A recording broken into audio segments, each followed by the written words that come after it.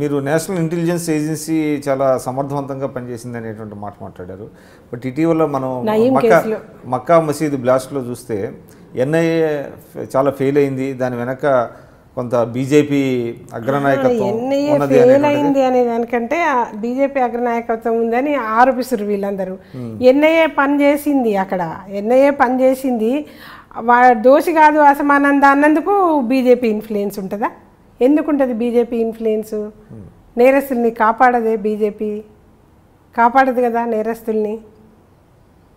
ఇప్పుడు ఎక్కడైనా ఎట్లా ఆ రోజున నయీంని హతమార్చిండ్రు ఇమీడియట్గా క్షణాల మీద, అట్లా బీజేపీ నేరస్తులు ఉండదు, రాజకీయ జోక్యం ప్రాసిక్యూషన్ సరిగా ప్రూవ్ చేయలేకపోయారు అనేటువంటి దాని మీద కూడా కొంత ఉన్నది. ఇప్పుడు ఎన్ఐఏ వైఫల్యం చెందిన అంటే మోడీ గారు గవర్నమెంట్లో ప్రధానమంత్రి అయిన తర్వాత ఎన్ఐఏ అనేక ఇష్యూస్ తీసుకుంది, అన్నీ సక్సెస్ఫుల్గానే చేసింది. చేసినప్పుడు ఇది ఎందుకు దీని మీద ఆరోపించాలి? మనం తప్పుపట్టినట్టే కదా. ఏదో ఒకటి విమర్శించాలని విమర్శించటం కాకుండా ఈ బేసిక్గా ఏంది అనేది మీరు చెప్పగలిగితే ఆధారాలతోటి బాగుంటుంది. ఇంకోటి చెప్పండి, అంటే రాష్ట్ర బీజేపీ రాబోయే ఎన్నికల్లో ఎన్ని సీట్లకి పోటీ చేయబోతున్నది? మీరు కూడా ఏమన్నా పోటీ చేసే అవకాశం? 119 సీట్లకు పోటీ చేస్తాము.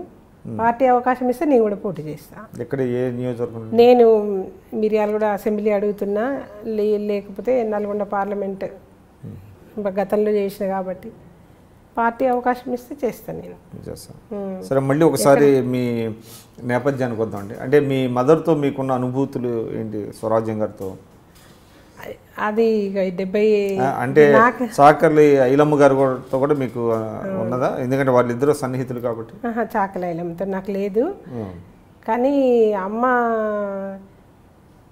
అమ్మతో అనుభూతి అని అంటే అది ఒక్కరోజు చెప్పేది కాదు, ఒక పేజీ కాదు, ఒక పుస్తకం కూడా కాదు. నేను మా నాన్న గురించి ఒకటి రాసిన, నేను నాన్న గురించి ఒక బుక్ ప్రింట్ చేస్తున్నాము, మీ అనుభూతి చెప్పమంటే ఆ మహాగ్రంథంలో నాకు తెలిసింది 4 పేజీలే అని. అంటే వాళ్ళ జీవిత చరిత్ర అనేది ఒక గ్రంథాలు, దాంట్లో మాకు తెలిసేది 4. అంటే అంత సమయమే మాకు ఇచ్చిండ్రు వాళ్ళు. ఇప్పటికన్నా నేను మా నాన్న చనిపోయినప్పుడు చెప్పిన, నాన్న ఉద్యమాలు వచ్చినప్పుడు మేమందరం వస్తాం కదా, విశ్రాంతి తీసుకోరాదండి, ఆరోగ్యం బాగాలేదండి. మల్లు వెంకట నరసింహారెడ్డి. నానా ఉద్యమాలు వచ్చినప్పుడు మేమందరం వస్తాం కదా, ఇప్పుడు మీరు విశ్రాంతి తీసుకోరాదంటే, ఉద్యమాలు ప్రజా పోరాటాలు, దాంట్లో ప్రజలే లక్షలు వేలు గదులు వస్తారు, మీరు వచ్చేది ఏంది, ప్రజలే వేలు లక్షలు వస్తారు. కాకపోతే అంతవరకు ఉద్యమ స్ఫూర్తిని కాపాడి సరి అయిన నాయకత్వాన్ని, అంటే సరి అయిన డైరెక్షన్ ఇవ్వగలిగిన వాడే నాయకుడు. రెస్ట్ తీసుకొని రేపు పని చేసేవాడు నాయకుడు కాదు అని చెప్పేది నాన్న.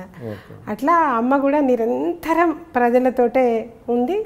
ఈరోజు కూడా ఇవాళ ఎర్రజెండా ఎగిరేసింది. అట్లా అంటే మేము పనిచేస్తున్న చోట, అంటే భారతీయ జనతా పార్టీ కావచ్చు, ఏదైనా భారతీయ జనతా పార్టీ మూల సిద్ధాంతం మీద అంత్యోదయ, అంటే చివరి వాడికి అభివృద్ధి ఫలాలు అందజేయాలి, దాంట్లో మేము వారధులం కావాలి, ఆ సిద్ధాంతానికి మేము పనిచేయాలి. అట్లానే మహిళల కోసం, పిల్లల కోసము, వాళ్ళ అభివృద్ధి కోసం పాటుపడే దాంట్లో మేము కూడా ఒక పేరు తెచ్చుకొని, ఒక పేజీ మా కోసం 4 అక్షరాలు మిగిలించుకోగలిగితే బాగుండనే తాపత్రయంతో పనిచేయటం, దానికి మా అమ్మ డైరెక్షన్, అంటే మేము పెరిగిన వాతావరణం ఉపయోగపడుతుంది. అమ్మ మమ్మల్ని, అంటే తను ఇంత పార్టీలో పనిచేసి ఇంత ప్రజలు పనిచేసినా మమ్మల్ని ఎన్నడూ నిర్లక్ష్యం చేయలే. కుటుంబముని ఎట్లా చూసుకోవాలనేది నాకు అమ్మే గైడు. నాకు చుట్టం లేరు, పక్కన లేరు.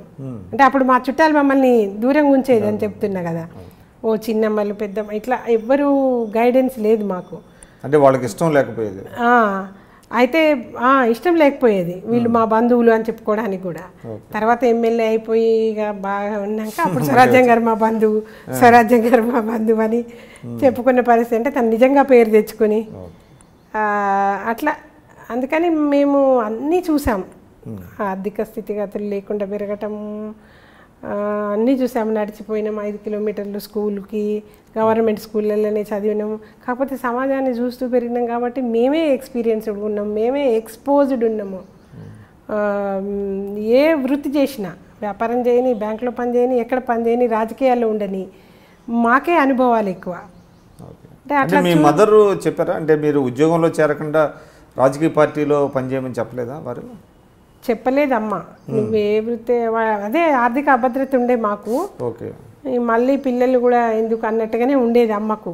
కాకపోతే ఇట్లా చెప్పాను కదా, ఏదో మనకంటూ ఏదో ఉనికి ఉంచుకోవాలి మనం, ప్రజలతో సంబంధం కానీ మనం ఇండివిడ్యువాలిటీ మనం పోగొట్టుకోవద్దు ఎక్కడున్నా కూడా. అది ఎక్కడ ఉంటుంది, రాజకీయాల్లోనే ఉంటుంది. ప్రత్యేకంగా మనకంటూ ఇండివిడ్యువాలిటీ ఏ బ్యాంకింగ్ ఇండస్ట్రీలో ఏ బిజినెస్లో ఇట్లా రావాలంటే చాలా కష్టం. ఒక ఎస్టాబ్లిష్డ్ కావాలి. నాకు ఎస్టాబ్లిష్మెంట్ ఉంది, రాజకీయమే. సో అట్లా ఆమె చాలా చిన్న ఎట్లుండేదంటే, మేము స్కూల్కి పోయేసరికి అమ్మ లేకపోతే మా హెడ్ మాస్టరే నన్ను తీసుకుపోయి వాళ్ళ ఇంట్లో ఉంచుకొని అన్నం పెట్టి రాత్రి పడుకున్నాక మా అమ్మ వస్తే లేపి పంపించేది. అట్లా ప్రజలకు కూడా ఒక వీళ్ళంటే గౌరవం ఉండేది రాజకీయ నాయకులు అంటే. ఇప్పుడు రాజకీయ నాయకులు అంటే ఎటువంటి గౌరవం ఉంది చెప్పండి?